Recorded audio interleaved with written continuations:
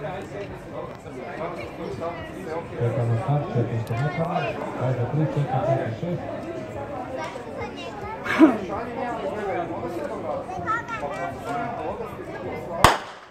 Nisam uspješan start, Nikola Maroš, asistenta je u fazi 3.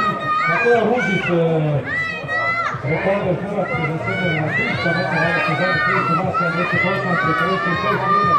Ove sezone osnovni rekord 6 minut.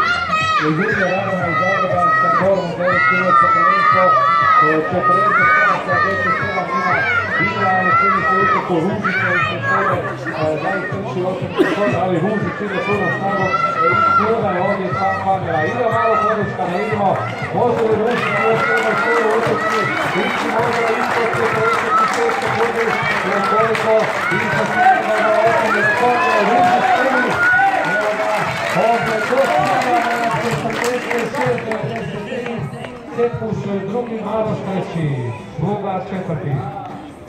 Evo nam Ružić, još jedna titula prvaka Hrvatske za seniorsko rekorder na 300 metara, ostao nam njegov rezultat sezona.